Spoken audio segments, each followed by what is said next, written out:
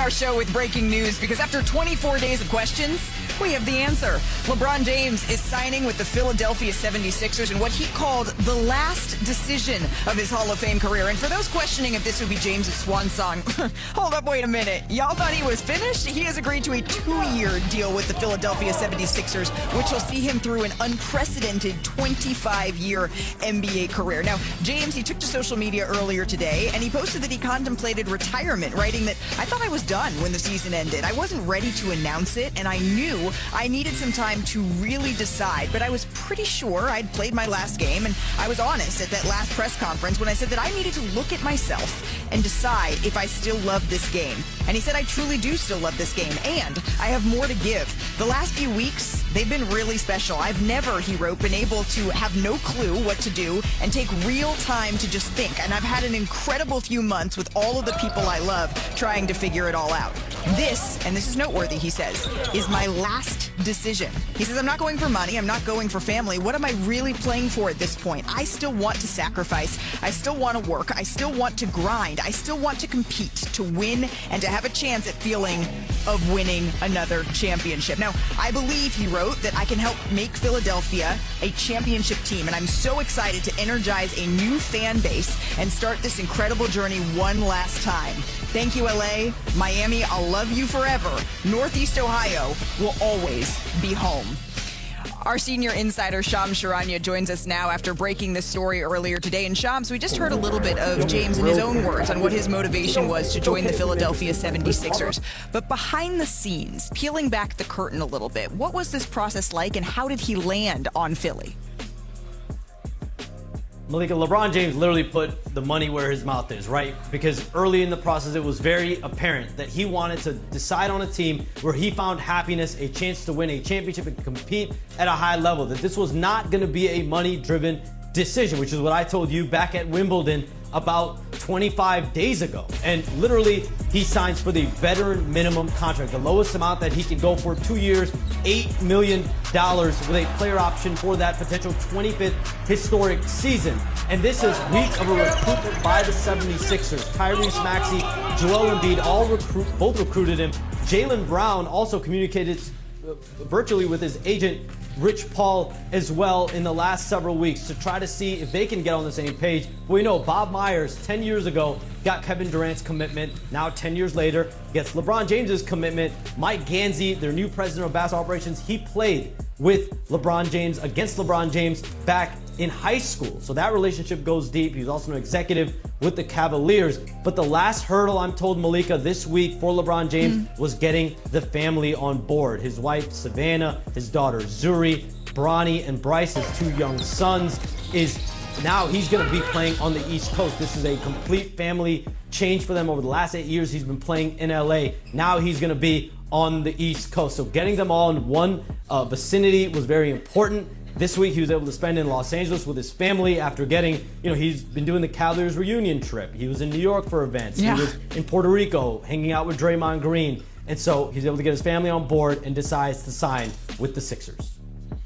Yeah, it's not quite as poetic to be next to Richard Jefferson making that decision. It's much better to be able to be with your family and really be able to decide and discuss, and that is what LeBron James has done. Shams, thank you for that insight. We're going to be checking back in with you a little bit later here in the show. I want to welcome in Brian Windhorst and Kendrick Perkins as well here. And there's something poetic, gentlemen, maybe about waiting 24 days, 24 years to sign this. I'm not sure whether or not that was his intention, but Brian, we have been waiting for this for quite some time. When it finally came through, sir, your reaction was what? Well, it was a surprising decision, but it was a simple decision, and he gave us all the information we really need in his statement. First off, he named his final 3. He didn't phrase it that way, but he made a comment to Cleveland and made a comment to Miami and chose Philly, so I think we can say with confidence that those were his final 3. And he made it clear that winning a championship in 27 was his #1 priority. Now, I know that that's basic. I say it's surprising, but it's simple. That's a basic thing that a free agent would want, but nowhere was it defined what happiness meant. And he also said that home wasn't a priority. So if winning is a priority and home is not a priority, you can kind of see how he got to Philadelphia. And I think one of the important things here is this is obviously going to be a difficult transition, not only going coast to coast. He's joining a team that has a whole bunch of other guys who are going to think they're going to be centerpiece players. The same situation would have been true in Cleveland. The difference is in Philadelphia, he has a basis of a relationship with both Joel Embiid and Tyrese Maxey. He's known Tyrese Maxey his whole career because of the Clutch Sports connection. So I think if you look at it from those two things, the decision sort of explains itself. Yeah, and I think there's times, certainly, I have questions about 4 guys that could realistically be a number 1 option, and the offense runs through how this is going to work on the court. And we're going to get to all that over the course of the hour of this show. But again, Kendrick Perkins, I'm here in Chicago for WNBA All-Star Weekend. I was standing in the room. Asia Wilson is over on my right. Caitlin Clark is on my left. When the notification from Shams Charania and the news came through. And my mouth, even though I was expecting it, I wasn't surprised, and I was shocked. And it was interesting to see the best players in the world react to the greatest player that this generation has ever seen making a decision for the final time. I know that this caught you off guard as well. Well, think about it, Malika. You were watching Asia Wilson and Caitlin Clark, and I'm in a basketball gym with 2,500 people, and everybody's sitting up here trying to ask me questions about the decision. So the whole world is on fire right now. And excuse my dress code, okay? I tried the best that I could. I know I usually come better than this, but listen, if my first thought is that I wanted to say, you know what, this is not bad. Matter of fact, this puts Philly right there up with the New York Knicks, right? They're going to be looking eye to eye with them. My second thought was, how big of a loss for the Cleveland Cavaliers, and we could dive into that later on. But then I looked and I said, oh, LeBron James have an effect on Joel Embiid?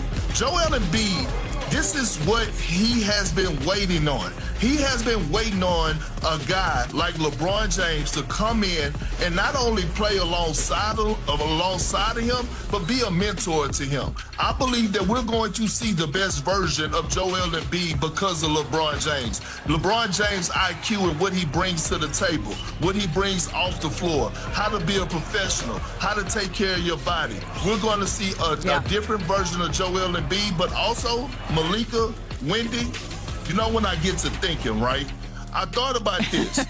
This is not a 2-year deal that LeBron James signed. This is a lifetime deal that LeBron James signed. See, everything LeBron James and Rich Paul do is strategically planned out for the future, right? And so I've got to thinking about their relationship with Josh Harris. I got to thinking about all the teams that Josh Harris owned, the Philadelphia 76ers, the Washington Commanders, right? And then I got to thinking about, LeBron James, after basketball, wants to be an owner.